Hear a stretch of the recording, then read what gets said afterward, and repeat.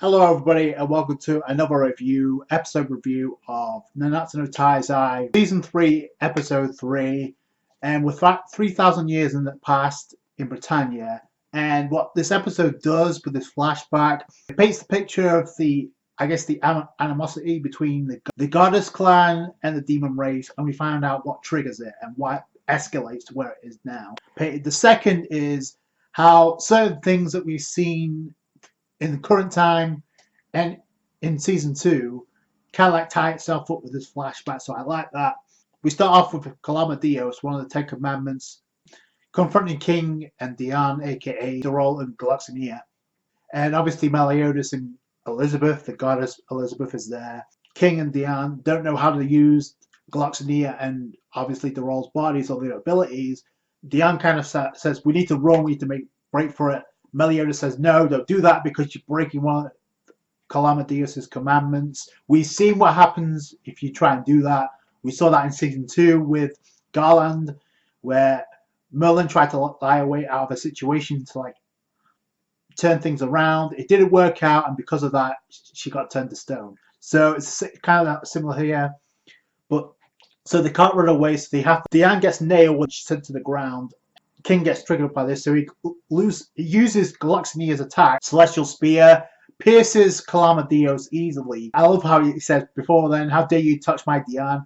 Kind of reminds me of Chrono from Chrono Crusade, when Rosette got nailed by a demon. It's like, you dare hurt what's mine. So I love that, even though it wasn't as intense, it still had that feel to it. So I like that. Turns out she was okay because she had the hardening, even though she didn't have to transform into metal, heavy metal, like she did again in a fight with Dorol. Dorol could do it without transforming, so that's pretty cool. We found that out. We have Diane using Gigalock, and she grabbed a hold of him. Calamadeus is about to use Evil Breath, but before he can nail, obviously, Diane and King, here comes Meliodas with full counter to counteract the strike. He says, I do apologize for this, it's nothing personal. He doesn't kill him because, according to Meliodas, they just stopped that version. He's not dead, so we'll see him again, I'm sure, as one of the commandments. Warriors, they got saved by Meliodas, ends up thanking them. We see one of them named Ro, and immediately King is like Bon because he has the appearance of Bon, even though his hair is completely different. So definitely a connection there, and I'll get into that. But find out pretty quickly what's going on here, and we already see like the fairies and giants in the same situation as humans. The reason for that is because they're called heroes of Stigma, and it's like an alliance of the fairies, the giants, and the goddess clan. So I like that. It makes sense why we see Elizabeth also interacting with Dorol and Galaxinia. Obviously, King and Diane are in those bodies, but it makes sense because Dorol is known as the king of the giants at this point in time. Galaxinia is the king of the fairies, so it makes sense. And Elizabeth being a goddess herself, she's a representative for this alliance, so I like that. Rose says we can try and help you out. Meliodas says sure, we'll gladly accept your help, so I like that. Obviously, so they go through the fairy forest. We get to see the HQ of Stigma, known as the Light of Grace. It's known as the Light of Grace. Meet other members of the Goddess clan. One of them we've seen before, so I like how it ties itself up. Nerabasta. So she's there. Also, we get introduced to Ludocio, the leader of this clan. We don't know if he's the leader of the Goddess clan itself or just this alliance in general. The allies, pretty much, of the Goddess clan, uniting with the fairies and the giants. We don't really know, but he is pretty much high authority because we find out he's one of the 4 archangels. So I'm pretty sure is Nerabasta the same? Was he, or is she just like a servant to him? It looks like that's the case. And pretty quickly they have a condescending tone because Nerabasta is putting the group of Meliodas, Dorol, and Galaxinia down because it took them 3 members to put down a single demon, being that is obviously one of the commandments. So that's the first part you get with, oh, something's up with their attitude. Like, they don't seem heavenly like. In fact, nothing about them is, apart from Elizabeth, who tries to do the right thing. But in comes Ludocio who gets introduced. It's like, oh, you need to stop that Nerabasta. It looks like he's okay, but then he just flips it around. It's like, we've all come together. We've heard your cries about to bring peace and to like bring harmony throughout all mutual understanding throughout this alliance. So what we're going to do is we're going to have war dedicated against the demon race. We're going to initiate war against the demon race. You see that look in his eyes. He's obviously blind, but at the same time, in more ways than one. But you can see the part of the problem instantly. Like, it's not just, yes, the demon race aren't exactly innocent, but it kind of makes one that is fault on both sides, and it makes the commandments, at least some of them, very, very relatable in this episode. There's usually a past to every character, so the fact that they introduced that very early on is kind of cool to me. Like, so I guess the members of the Alliance, like, talking about the demon race, oh, screw them. We also had the mention of the 6 Knights of Black being a tough challenge for them, but they managed to get past that. They having a skirmish with them, which is interesting because the 6 Knights of Black were introduced in the Prisoners to the Sky movie, the Nanatsu no Taizai movie. And the more I get stuff like this, it makes me wonder. It seems like it's more canon than I first thought, because that's a reference, and we know they actually clashed and they had desires against the commandments. So kind of cool how it ties that in. We get some cool interactions between Ro and Meliodas, and Ro immediately knew Meliodas was from the demon race immediately.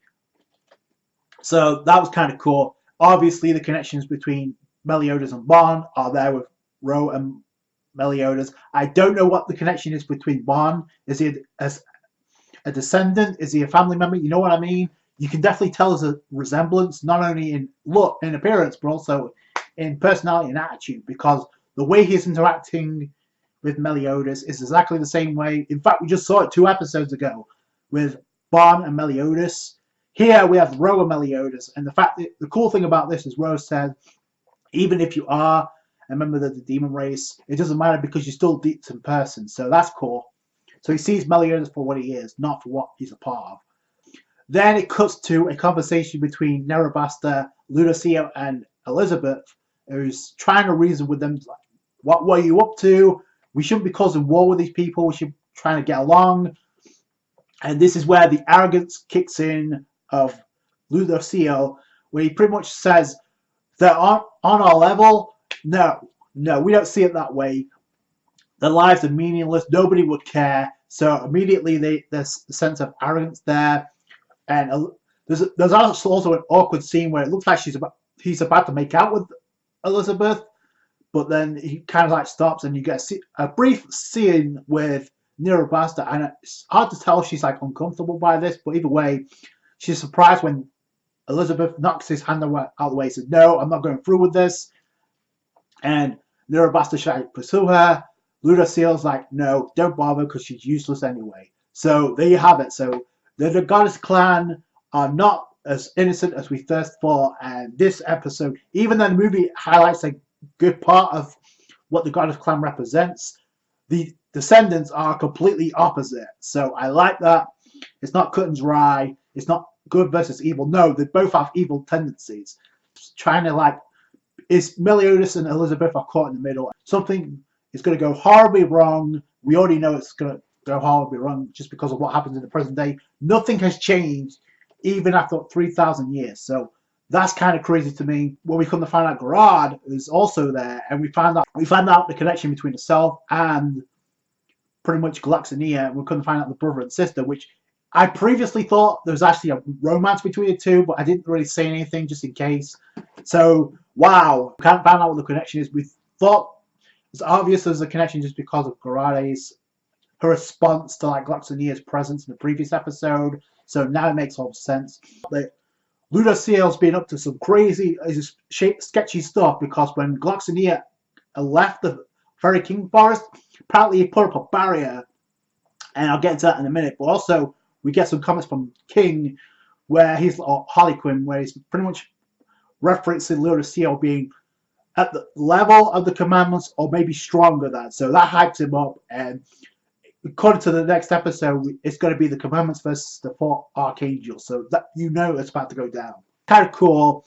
And then he also mentions is the presence that Aloda Ciel gave him is exactly the one he's sensing now in the very forest. And Garade pretty much explains, or you kind of infers what's going on here. It's pretty much a barrier, or that's what they're trying to make us think. But no, it's more or less a collection of live bait of demons. And one of them we have a shot of, one of the random demons. We couldn't find out why that is later on. But there's one of the females that gets imprisoned. Couldn't find out the members of the demon race that got captured. It's a barrier to law out the commandments so the war can begin, so they can use a counterattack to like kill them off. So while this is going on, you see a army of demons led by 5 of the 10 commandments. There's only 5 of them. We see Derere, we see Montspeed, we see Thraudren, and we also see Meliscula. So that's most of this. There's 5 missing, 2 of them being obviously Zeldris and Estarossa. So I don't know where they fit into this, but according to what was said, King actually mentioned to like Meliodas, oh, you already betrayed the demon race, didn't you? So even during this flashback, this is not where he betrays the demon race. No, he's already betrayed them. So I'm curious about that. We may even go to a deeper flashback if that was possible. So obviously the heir to the Demon King. I don't know if we're ever going to get a glimpse of him at this point. Maybe not in this flashback. It's also important to remember the purpose of this flashback is to explain certain things, is also to give Diane and King some development and some training so they get stronger. We see Diane actually training against some of the warriors, so that's pretty cool. Using the time spent. It's obvious there's some unanswered questions even with this flashback, so it keeps the watchers hooked pretty much of what's really going on here, and why did he betray the demon race in the first place? And Elizabeth is like given the ultimatum to have Meliodas killed, and she says she won't do it. We see one of the demons, and it's obviously a girl, and then it immediately cuts to like a scene with Derere who's flying, and then you notice one of the fairies say the presence. I can sense a lot of anger and hostility, and I think the reason is because of the Dere's demeanor, because of what's going on. We come to find out. So then she's confronted by pretty much Elizabeth, who's like trying to calm down the situation. Dere's having none of it. The commandments are about ready. No. Like, no, this is a trap. You need to go back, and Dere's having trouble trusting anybody, so that's understandable. It's like, no, you can't believe me. I'll talk things out to make sure everything's smoothed over, so you don't have to worry. Just go away, don't attack, and don't go through with this plan. And Dere's like, how can I trust you? And we found out that Dere's Elizabeth, one of her abilities is to look inside people and realize what they're really feeling deep inside. Because when she actually taught no jutsu to a bunch of demons at the beginning of the episode off screen. It's like, oh, I understand, because they didn't really want to go through with this. So it's not like the commandments don't want to really go through with this. It's just like they're trying to get back the comrades that were captured by the Goddess clan. And we found out that one of them is the sister of Dedere. So, wow, that was completely unexpected. So we got some development for her. And just when it looks like, oh, okay, maybe Dedere's, maybe she'll put her trust in Elizabeth. Nope, because the curtains yanked, the carpet yanked right underneath them from Ludacil and Nerabasta. It's like, no, good job, Elizabeth, for buying time. Now we're going to unleash our secret weapon, so we can use that to kill off the commandments. And obviously, one of them being the sister of Dedere. Right in front of her, you see Dedere getting triggered, and understandably so. Elizabeth's like, what the hell's going on here? She's still trying to calm down the situation. She gets slugged in the face, and Dere's like possessed. And the more I think about it, like I said, it ties in certain things with season 2. Like there's the fight between Denzel and Dedere makes so much sense, considering the fact Denzel sacrificed his life to like bring in Nerabasta as a secret weapon. The moment Dedere saw her, she got instantly triggered, and she snapped. She killed her, and Nerabasta was like, please spare me. And Dedere's like having none of it. making you feel sympathy for Nerabasta, but at the same time, now the tables are turned, the situation's flipped. Now we kind of like side with Data Ray, and it makes you feel differently. So is like I said, there's fault on both sides, and the Demon Clan and the Goddess Clan are about to go to war. Data Ray with this look on her face, like she's about to fuck shit up, like straight up. So it's gonna get crazy. Like I said, there's only 5 of the 10 commandments. Luda Seal's mentioned to be stronger than the 10 commandments, so I'm curious about that. I don't know about Nerabasta. She seemed like more of a scrub than anything else, but we'll see. And are we going to get introduced to the 3 other Archangels? There's 4. We only see 1, right? Unless Nerabasta's one of them, it doesn't make sense to highlight that either.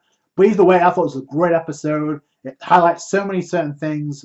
The war is underway, so I can't wait to see the outcome. So that's going to do it for today, guys. Thank you so much for watching. Like this review if you did. Subscribe to the channel for more 7 Deadly Sins. Catch you guys later. Thanks, guys. Bye.